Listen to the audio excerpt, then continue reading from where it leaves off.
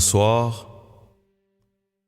Y a-t-il quelqu'un pour m'apprendre à prendre ma plume utile et usée?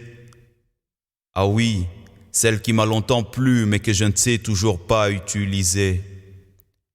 Quelqu'un saurait-il tenir un stylo, style authentique au cantique d'une mer de verre autant beau, autant chic?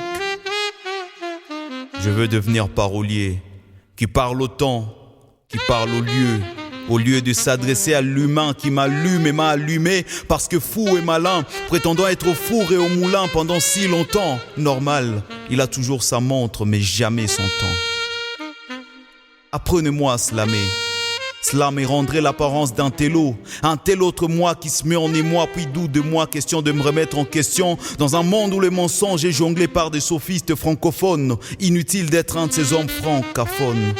Voilà pourquoi vous devriez m'apprendre à parler franchement français, franchir l'axe et de la syntaxe. D'abord la grammaire, cette alchimie qu'elle ne comprendra jamais ma grand-mère. Déjà demain, j'aimerais avoir les deux mains sur le verbe et sa conjugaison. Être ponctuel au rendez-vous de la ponctuation, comprendre la vie d'une virgule, interroger le point d'interrogation pour plaider à la suspension du point de suspension. Qui es-tu? Je suis un Congolais, ou peut-être bien un Congolais, qui a divorcé avec sa culture et sa langue pour se fiancer au français. Maintenant je suis accro, à chaque fois que j'ai un micro je veux parler français mieux que Macron. Et quand j'ai pas de langage truculent, je francophone. Question de confondre mon auditoire francoformiste. Francophonie ou francophobie, en tout cas moi la cacophonie francophone j'en suis fou autant que j'en ai peur.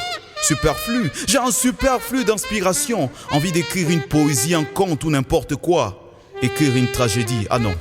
Une comédie avec pour titre la tête du n'importe quoi. Écrire une fable, mais pas cette fois comme La Fontaine. Vous faire jouir par des textes faits de mots jaillissant des slams fontaines. Alors apprenez-moi à écrire, en français ou une toute autre langue, à foncer même dans la plus aiguë d'angle, à scruter des thématiques afin d'écrire des tomes, des livres. Car même lorsqu'on porte des tonnes, écrire des livres.